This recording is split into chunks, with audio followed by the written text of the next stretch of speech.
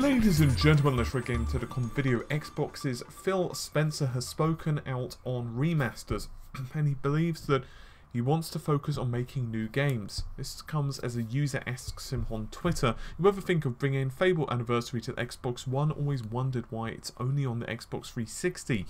And Phil responds, "Lots of 360 games I'd like to bring to the Xbox One, but there's only so much time and I want to focus on making new games, not easy trade-offs." This comes, of course, at a time when the industry is just rampant with remakes. I mean, think of how many remakes have either been released, are going to be released, or have just recently popped up, and then you can kind of see where he's coming from here.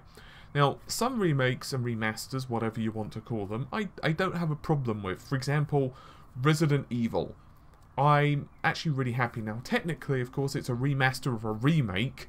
Of course, the GameCube version was a remake of the PlayStation original, or PlayStation Saturn original.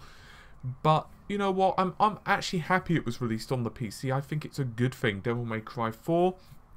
Sure, I never really played Devil May Cry 4, so I'm happy for it to get remastered and get, you know, a nice lick of paint.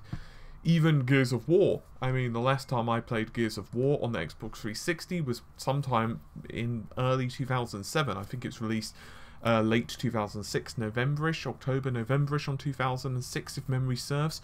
And, you know, that's kind of cool. I'm actually looking forward to it. There are some other games where I'm kind of 50-50 on.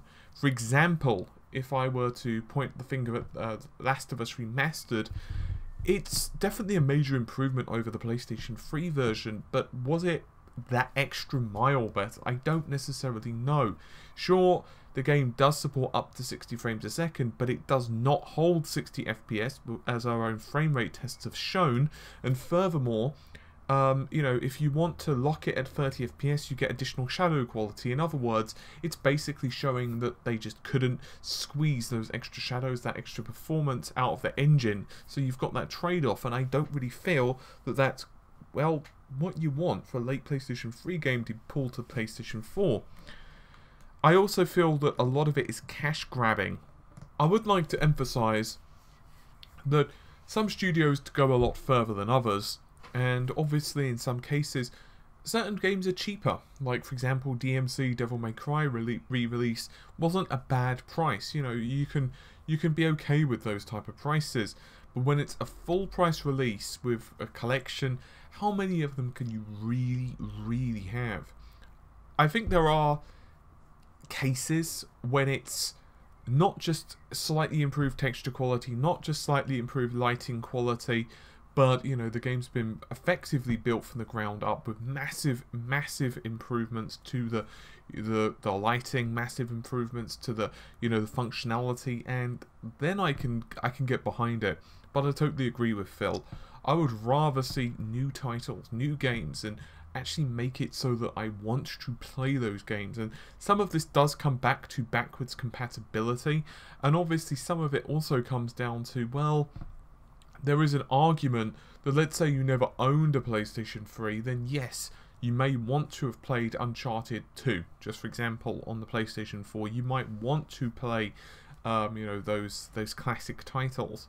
But generally speaking, I think that in those cases, you know, in a couple of years' time, those systems are going to be so bloody cheap anyway. I don't know.